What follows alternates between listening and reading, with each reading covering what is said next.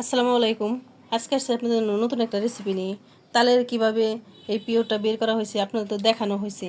আর এখন আমি এটা দিয়ে তালের বড়া বানাবো, মজাদার তালের বড়া। প্রথমে লাগবে আমার এই যে এরকম 2 কাপ দিয়ে দিব চালের গুঁড়া। এই 2 কাপ চালের গুঁড়া দিলাম। আর এখানে দিয়ে দিব স্বাদ মতো চিনি। চিনি আপনাদের পছন্দ মতো দিতে পারেন। আর লাগবে এখানে এই নারকেল কোরানো, আর দিয়ে দিব এরকম এই যে আস্ত কিউট করা কাটা নারকেল। এটা তালের বড়া বানাবো, এটা খেতে অনেক টেস্টি হয়। আর এখানে সামান্য একটু লবণ দিয়ে দিব, দিয়ে এখানে আমি করব এই তালের যে ইট আছে এটা দিয়ে আমি মাখিয়ে নেব।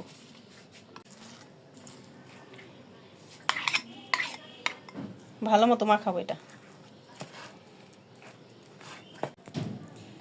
এইভাবে আমি যে সুন্দর মতো মাখাই নেব। এখানে পানি ইউজ করব না, পানি লাগবেও না। চিনির পানিটা উঠে যাবে আর যে তালের এটা হয়ে যাবে। এখন আমার মাখানো শেষ, এরকমই থাকবে। এখন চিনিটা গলার জন্য 10 মিনিট ঢেকে রাখবো।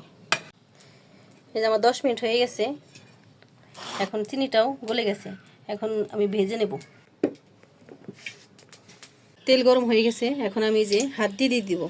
এটা হাত দিয়ে দিতে হবে, ছোট ছোট করে দিব। এটা তেলের বড়া, বড়া, তালের বড়া। এটা খেতে অনেক টেস্টি হয়। আর এই সময় তালের বড়াটা সেই আপনারা বাসায় ট্রাই করতে পারেন।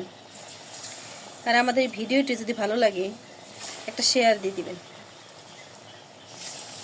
এটা খেতে এত টেস্টি।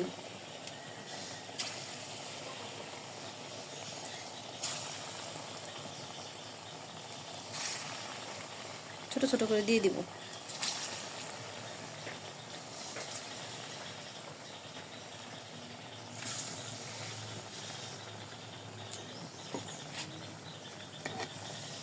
আর এই যে ভিতরেগুলা উল্টাই দেব।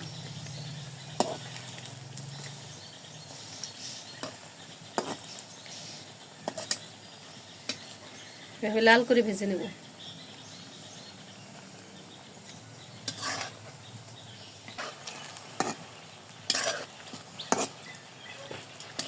এবার লাল লাল করে ভাজবো। তালের বড়া খেতে অনেক টেস্টি হয়। লাল করা ভাজা শেষ। এই যে দেখেন কি সুন্দর তালের বড়া। এই যে এরকম করে তুলে নেব। এটা খেতে এত টেস্টি, আপনারা বাসায় অবশ্যই ট্রাই করবেন। এই যে সবগুলো আমি এরকম করে ভেজে নেব, ছোট ছোট করে ভেজে নেব। এটা খেতে অনেক টেস্টি হয়। তালের সিজন আপনারা বাসায় অবশ্যই ট্রাই করবেন।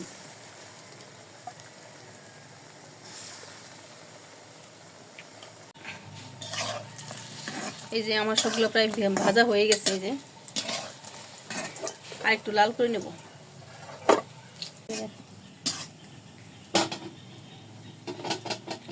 আমার সবগুলো ভাজা শেষ, এখন তুলে নেব।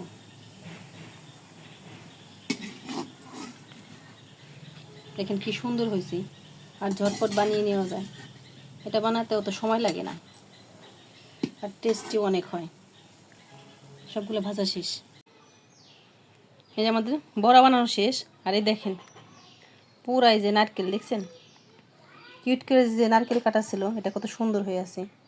এটা খেয়ে দেখাবো আপনাদের।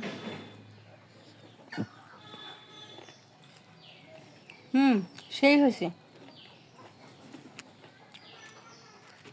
দেখেন প্রত্যেকটা এই তো। আর এটা খেতে টেস্টি লাগে। আর আপনারা বাসায় অবশ্যই ট্রাই করবেন। আর আমাদের ভিডিওটি যদি ভালো লাগে লাইক এবং সাবস্ক্রাইব করবেন, আর একটু শেয়ার করে দিবেন। আপনারা সবাই ভালো থাকবেন। আল্লাহ হাফেজ।